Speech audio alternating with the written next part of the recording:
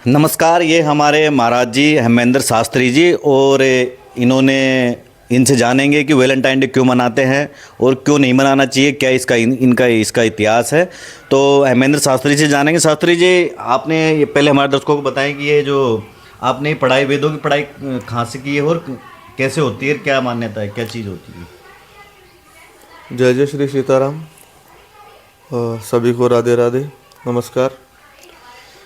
मैंने जो अध्ययन किया है उज्जैन से मैंने पाणिनि विश्वविद्यालय से साहित्य से आचार्य किया, और हम लोग गुरुकुल में रहते थे। वहाँ पे ब्राह्मण बटुकों को निःशुल्क शिक्षा दी जाती है वेदों की। तो वहाँ पे 7 वर्ष तक मैंने जैसे रुद्री पाठ, जैसे अपनी शुक्ल यजुर्वेदीय संहिता का अध्ययन किया वहाँ से, और वहाँ पढ़ाई करने के बाद आचार्य की डिग्री के लेके अब जयपुर में है। हमारे दर्शकों को बताया कि महाराज जी, जो वैलेंटाइन डे का जो कल्चर है, ये हमारे भारत में बहुत ही जगह बनाता जा रहा है। इसका क्रेज बढ़ता ही जा रहा है युवाओं में, खासकर युवाओं में, कि इसको बहुत अच्छी तरह सेलिब्रेट करते हैं। लेकिन ऐसे में क्या मान्यताएं हैं कि क्यों मनाना चाहिए, क्यों नहीं मनाना चाहिए, कि कई लोग तो इसको नेगेटिविटी बताते हैं कि नहीं मनाना चाहिए। तो क्या इसका इतिहास है, नहीं मनाना चाहिए, नहीं मनाना चाहिए, कितना हमारे दर्शकों को बताएं कि क्या इसका इतिहास है। देखिए, जो आपने बहुत अच्छा सवाल किया पहले तो, क्योंकि लोग बागों को वैलेंटाइन डे का वास्तविक अर्थ पता नहीं है एक्चुअली जी। ये एक पाश्चात्य देशों से आया हुआ, और वैलेंटाइन डे मतलब एक अपने प्रेम को किसी से इजहार करने का दिन को आजकल लोग बाग वैलेंटाइन डे मना रहे हैं। तो मेरे कहने का अभिप्राय ये है कि वैलेंटाइन डे मतलब वैलेंटाइन डे सोच करके दिमाग वैलेंटाइन डे मतलब यार एक प्रेमी प्रेमिका, लोग बाग उसके बाद बस वही सोचते हैं, लेकिन हालांकि ऐसा है नहीं। वैलेंटाइन डे पाश्चात्य देशों में ऐसा था कि वो जब वहाँ पे रहते थे लिव इन में, तो उनको ऐसा होता था, उनकी संस्कृति में कुछ होता होगा उससे। लेकिन हमारे देश में इसको मतलब एक मॉडर्नता आ गई। मॉडर्नता वैलेंटाइन डे मतलब किसी से प्यार का इजहार करना, नहीं, ऐसा नहीं है। वैलेंटाइन डे हर रोज वैलेंटाइन डे है।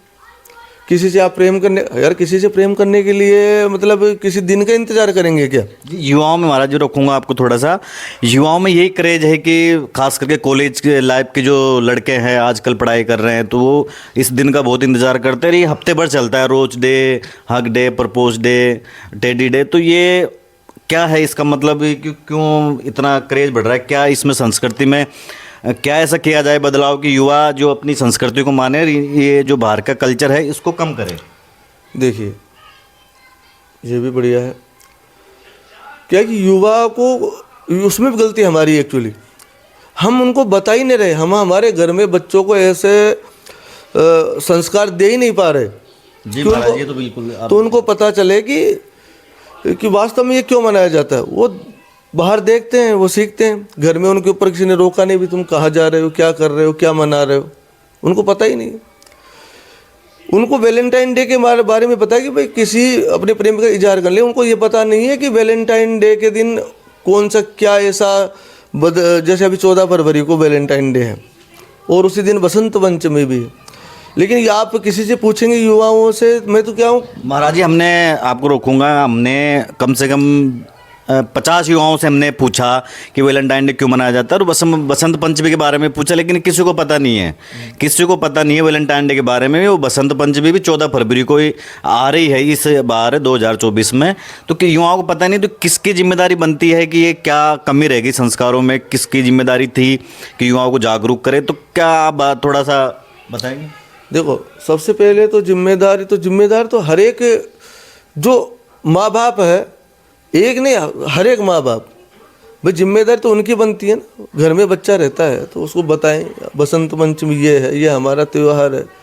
आप उनको बता ही नहीं पा रहे, आप उनसे कम्युनिकेट हो ही नहीं पा रहे, या तो आप अपने दैनिक मसलों में इतने व्यस्त हो गए कि उनको समय नहीं दे पा रहे। उनको वैलेंटाइन डे लो, वैलेंटाइन डे आज फलाना डे, आज हग डे, आज ये क्या है? किसी को पूछो आप कि वे बसंत पंचमी क्यों मनाई जाती है?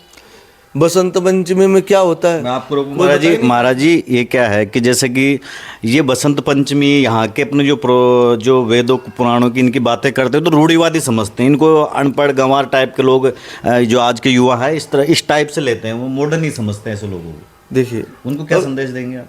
उसमें देखो, उसमें कोई समझने वाली बात, उसको ठीक तरीके से वो लोग समझ ही नहीं पा रहे एक्चुअली। आप उसको रूढ़िवादी कह रहे हैं कुछ भी। यार बसंत पंचमी मतलब बसंत एक ऋतु है, बसंत में फूल खिलते हैं, हर जगह प्रकृति में उत्साह का माहौल रहता है, प्रकृति मौसम चेंज होता है, और उस दिन माँ सरस्वती का पूजन होता है जो विद्या बुद्धि की दाता है। अब लोग बागों को, बच्चों को वही पता नहीं है जो विद्या बुद्धि की जिस दिन दात्री माँ सरस्वती का पूजन वही नहीं पता, तो बताओ उनको बुद्धि कहाँ से आई? बिल्कुल आपने सही कहा महाराज जी, लेकिन ये ऐसा क्या पढ़ाई में जोड़ा जाए, क्या स्कूलों में ऐसा पढ़ाया जाए? आजकल इंग्लिश में ज़्यादा जोर देते हैं अपने बच्चों पे माँ बाप कि इंग्लिश सीखो, इंग्लिश मीडियम में पढ़ाओ। उनको माँ बाप भी ऐसा समझते, प्राउड फील करते हैं, गम अपने आप को मतलब गर्व महसूस करते हैं कि मेरा बच्चा इंग्लिश मीडियम स्कूल में पढ़ रहा है। लेकिन वहाँ उनको कितना संस्कार बताया जा रहा है, कितना वो संस्कृति को अपने को सीख पा रहे हैं? सूरज जी मैं आपको बताऊँ, एक्चुअली आपने ये बहुत, इसका मैं उत्तर देना चाहूँगा, क्योंकि एक्चुअली जैसे हर स्कूल में, हर कॉलेजेस में, स्कूल में शुरू से ही अलग अलग विषयों के अलग अलग टाइम फिक्स होता है कि 1 घंटा ये हिंदी का है पीरियड है, 1 घंटा फिर इंग्लिश का है। ऐसे मैं सोचता हूँ कि उसमें 1 घंटा धर्म के जो ग्रंथ है, धार्मिक जो ग्रंथ है, संस्कार भी सिखाया जाए आपको। हाँ वही भाई, अगर संस्कार संस्कृति पढ़ेंगे या संस्कृति को जानेंगे तो संस्कार ऑटोमेटिक, संस्कृति से ही संस्कार उत्पन्न होंगे।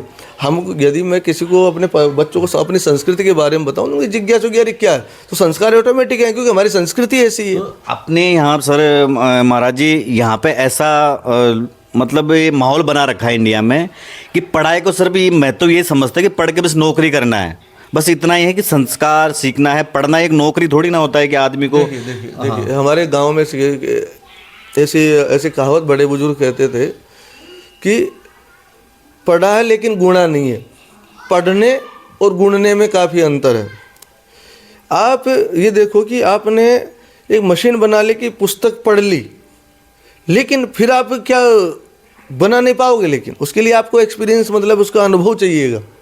तो महाराज ये संस्कार किताबों से मिलेगा, समाज से मिलेगा, या माता पिता से मिलेगा, किन से मिलेगा? ये अब देखिए स्कूल से मिलेगा, संस्कार कहाँ से मिलेंगे? देखो शुरुआत तो कहीं से करनी पड़ेगी ना यार, ऐसे नहीं सब जगह मिलेगा, लेकिन कहीं न कहीं से शुरुआत तो करनी ही पड़ेगी ना।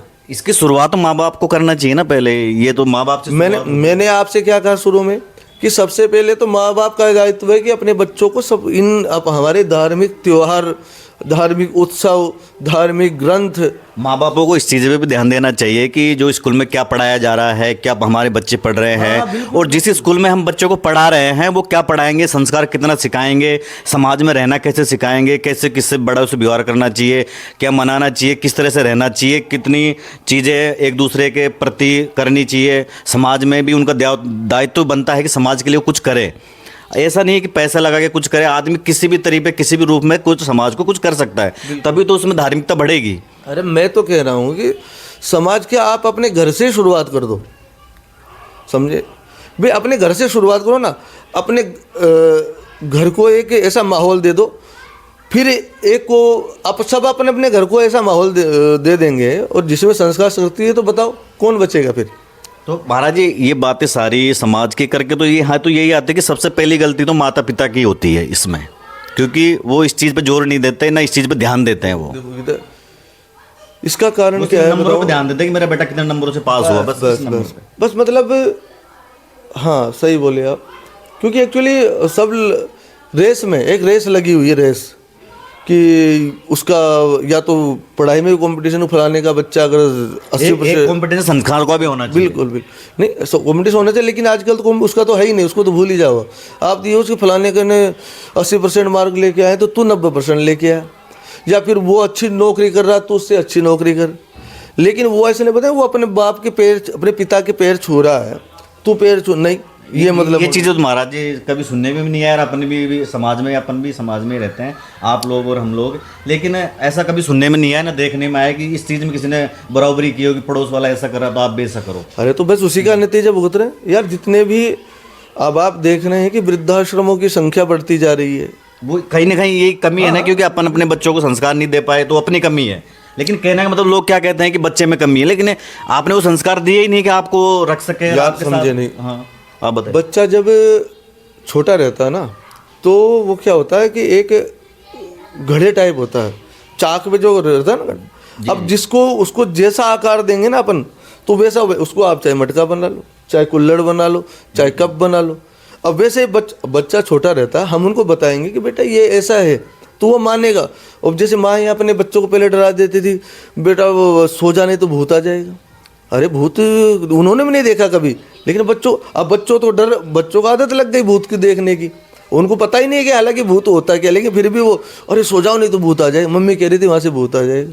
अरे यार इसकी जगह तुम उनको अच्छी बातें बताओ ना, बेटा भूत नहीं, बेटे राम जी की बातें सुनाओ, इतने संस्कारों की बातें सुनाओ, घर में बढ़िया माहौल रखो, उनका खान पान शुद्ध रखो। लेकिन ऐसा नहीं कर पा रहे। उसके लास्ट संदेश महाराज जी हमारे दर्शकों को क्या देना चाहेगी कि कहाँ से शुरुआत करनी चाहिए और क्या करना चाहिए कि संस्कार आए, और ये जो पहले के जो ज़माने थे, आज से 50 साल पहले, 20 साल पहले ये माहौल नहीं था कि माता पिता के प्रति दायित्व समझते थे बच्चे, लेकिन वो धीरे धीरे कम होता जा रहा है। तो क्या ऐसा करे कि वो वापस रिपीट हो? देखो, सबसे पहले तो माँ बाप को चाहिए कि वो जब मंदिर में पूजा करने बैठे अपने सुबह, तो बच्चों को, छोटे बच्चों को साथ में लेके बैठे, चाहे एक हनुमान चालीसा का पाठ करें, चाहे भगवान की आरती करें। तो शुरुआत तो वहीं से होगी भाई, शुरुआत होगी। उसके बाद में मंदिर भेजने की, मंदिर या तो खुद जाए तो उनको साथ में भी लेके जाएं, ये भगवान है, वह देखेगा बच्चा, वो सीखेगा।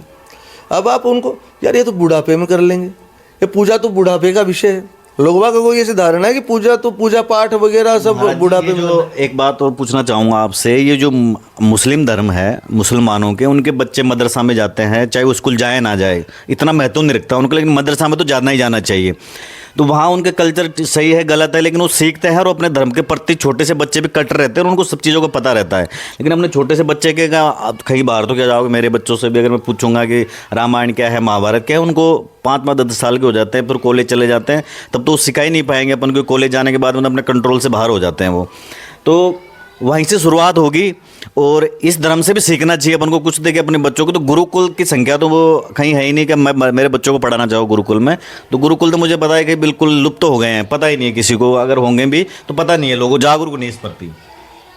देखिए, ये तो देखो, सबसे पहले तो क्या हिंदुत्व के लिए या फिर ऐसे संस्कारों के लिए, जैसा कि आप कह रहे हैं, तो सबसे पहले सरकार भाई हर जिले में या कम से कम एक गुरुकुल बनवाए, या फिर मैंने 1 घंटा हर स्कूल में धार्मिक, एक धर्म के नाम पे 1 घंटा रखें, उसमें बच्चों को ये संस्कार सिखाएं, बच्चों को अपने वेद पढ़ाएं, बच्चों को मतलब धार्मिक बातें बताएं।